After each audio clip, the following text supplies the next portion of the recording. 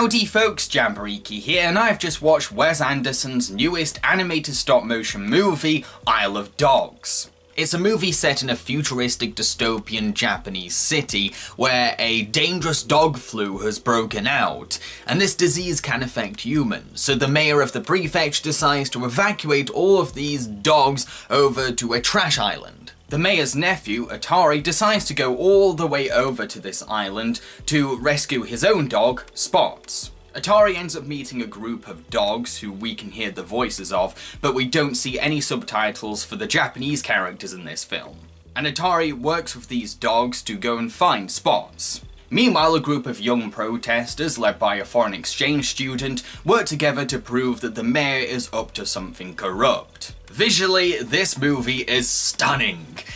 It's got your typical usual Wes Anderson style, that sharp, precise direction, where all the shots look like they deserve to be paused, framed like a photograph or painting, and mounted on a gallery wall. You might want to turn around to the projectionist, tell him to freeze on a particular shot just so you could admire what's on screen. And much like with Fantastic Mr. Fox, the animation is very subtle and nuanced, not boring or lifeless, just little tiny details here and there that add so much personality and quirkiness to a character. It's this kind of animation that fits so well with Anderson's distinct dry sense of humour. In terms of story, I have mixed feelings. I was very engaged whenever the movie was focused on the dogs, because they have very charming personalities, and I love their banter. Listening to their conversations can be a delight. All the dogs have been humanized and have movie stars' voices, but the kinds of things they discuss are the types of topics you would expect domestic dogs to talk about. But not all of the dogs are domesticated. The stray, Chief, is much more feral than the others and willing to fight. But he doesn't really want to commit any kind of violence. He just feels like it's part of him. It's Atari who helps him to find his more softer side and trust humans more. Atari has a lot of affectionate love for these dogs, but at the same time, he's willing to kick ass. He will use his slingshot to take down enemies, and he's not afraid to stand up to the adults. And I love seeing how these dogs struggled and survived on this island all alone. How they ended up developing their own kind of community, their own kind of rules. I found that really interesting. But the movie lost me whenever it cut to the humans. Don't get me wrong, I'm always worried what's going to happen to the dogs whenever the humans discuss their plans with them.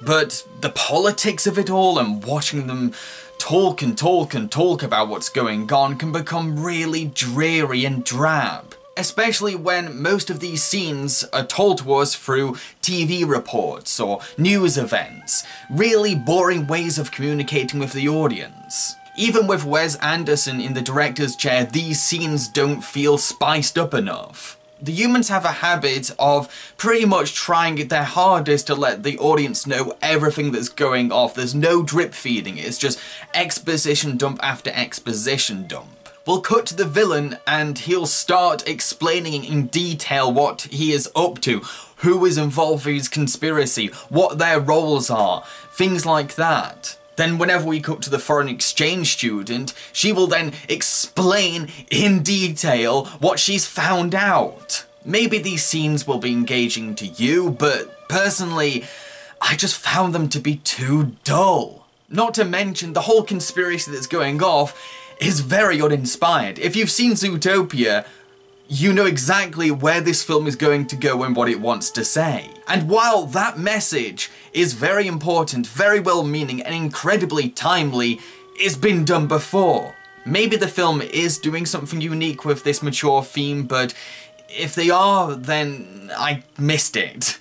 I would like to know if anyone noticed something interesting about it, though. And if I'm honest, I can see where some critics are coming from. This movie's portrayal of Japan is very superficial and cosmetic.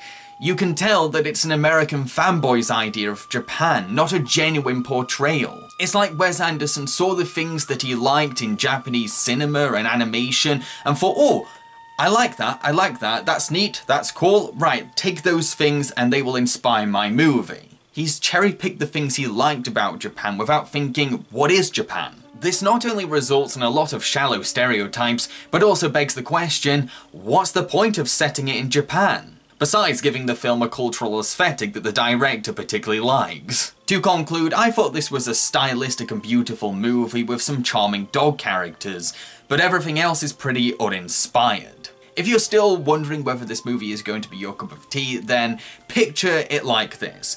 This movie is like if they took Plague Dogs and Zootopia, squashed them together, and then directed it in the style of Wes Anderson's Fantastic Mr. Fox. If that sounds awesome to you, then go watch this movie. It's totally your taste. I'm going to give this movie 3.5 strawberries out of 5. I've been Jabberiki and I hope you enjoyed this review. If you did, then feel free to subscribe to my channel because I make a lot of animated film reviews on it. Cheerio, folks.